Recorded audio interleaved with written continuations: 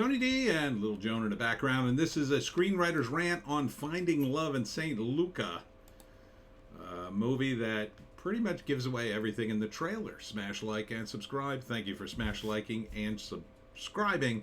Check out my books, links in the description. Comedy horror in South Jersey. It's the Pineys. Books 1 through 11. Available at Amazon.com. Don't forget, Kindle Unlimited is free.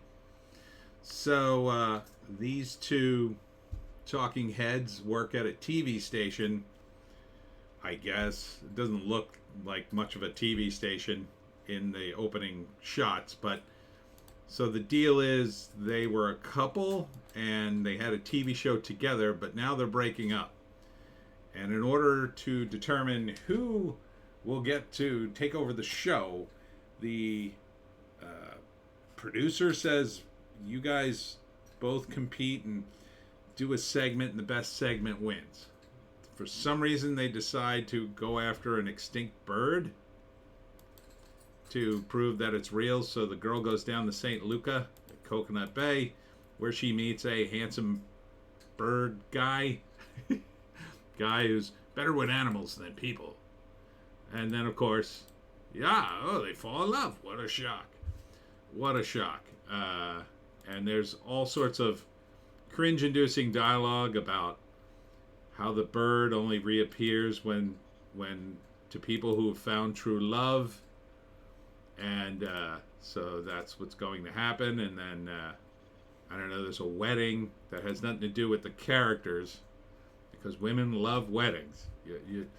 When you're writing one of these movies, just throw in a wedding somehow. Just throw in a wedding. It doesn't matter what kind of wedding. Doesn't matter who's getting married. Just make sure there's a wedding scene, whether it's at the end of the movie or in the middle. But of course, she falls in love with him.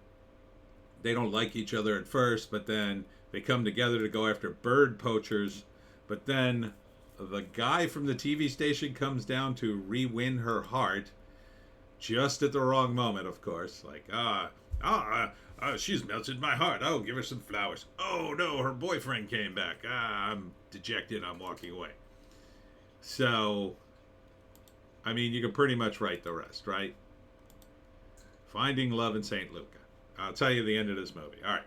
So, first act, they are going after the other couple. They had a news show. The setup I just said, right? That's the setup.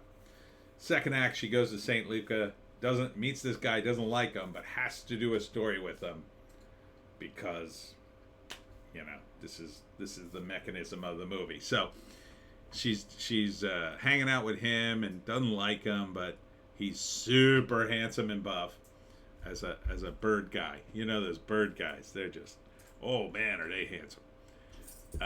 Slowly they fall in love. They go out into the forest looking for the birds. The big climax is the bird poachers introduced somewhere in the second act, and then her ex comes to win her back, and that's the big climax of the movie.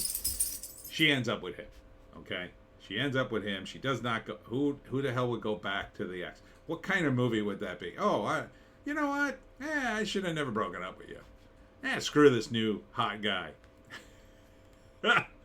Yeah, I thought I was in love with him. I'm just going to leave Bird Guy by himself. Directed by Ryan Duwar. Written by Gary White. Gary White. Okay? I mean, look. There's only so many ways you can, make these movies. They're hotel movies. Again, mostly for women.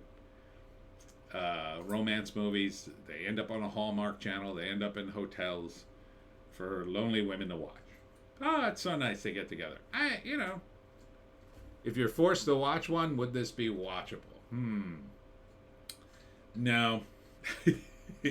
Not really. The dialogue that they put in the trailer is pretty cringe. Pretty too on the nose. There's a lot of not climate change stuff, but environmentalism thrown in there, mixed with like lovey-dovey stuff. It's weird. It's weird.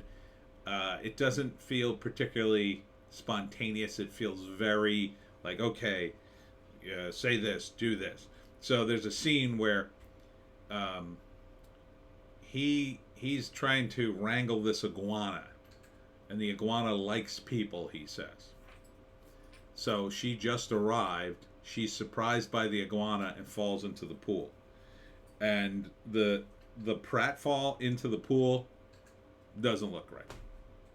I mean, I only saw it for a few seconds, and I could tell you it looked very staged to me.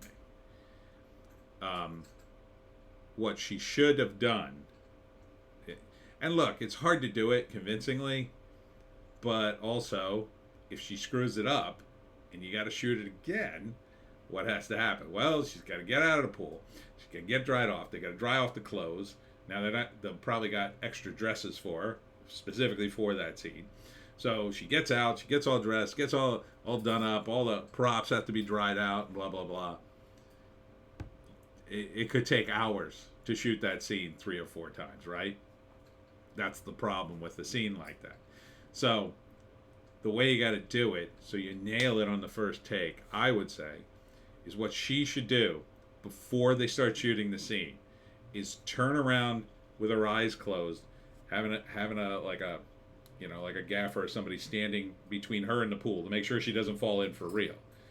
Then, after she's sort of a little dizzy and not quite sure where she is because she closed her eyes when she turned around, have the gaffer back out of the scene, shoot the scene so she doesn't quite know where the edge of the pool is, and have her keep looking ahead, right? So when her foot goes off the edge, she'll go, "Wah!" It'll look like she fell. It looked like she jumped into the pool, to me. Or she just, I don't know, has to close her eyes, have somebody lead her to the edge of the pool so she doesn't quite know the distance. So when she stumbles back, it looks like a stumble. I know, it seems like a weird thing to pick on, but I noticed it immediately, so. But for the people who watch this movie, that's not the important thing. The important thing is the romance. It's aimed at women. Women want to see the romance. They want to see a hot guy. They want to see her get with him. They obviously don't want to see her go back to her ex. And her ex says something mildly untoward at the beginning, right? May the best man win. So they set him up as a bit of a D-bag. Not too much that you could see her go back to him, but obviously you're going to want her to end up with the bird guy at the end of the movie. So if you're writing one of these, my advice would be, you got to play on those tropes a little bit, right? You got to give enough ammo here that either it could work out, that she could go back to her ex. Like, you'd have to make it like, you'd have to make the other guy shine through enough that there's an actual contest there. Or you'd have to add more guys into the mix, so maybe you don't know which guy she ends up with. That's about all you can do, because otherwise you're going to end the movie on a weird note. She goes back to her ex. Weird. She picks none of them, which you can do, but this isn't that kind of movie. It's not the satisfying ending you want for kind of a hotel movie. You want that satisfying ending. This is like the movie equivalent of junk food, of ding-dongs. You just want the ding-dongs. You want the cream inside the ding-dong. If there's no cream in it, then you're not saving me like much. It's not health food. I didn't watch. The people who watch this movie aren't watching it for Shakespeare. Otherwise, the setup would be completely different.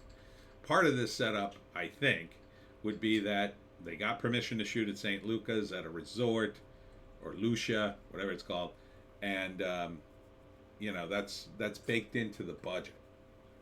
So I wouldn't have gone down this path. I would have come up with a better version. In fact, what I probably would have done, instead of the whole bird thing, is maybe have her be have both of them be a travel correspondents, have them both arrive, and then it looks like she's going to get back with him, but then she falls in love with, I don't know, the bird guy, or I don't know, the towel boy, or whoever he could play, and then you could have a real contest there. By sending her out looking for the bird and the whole thing.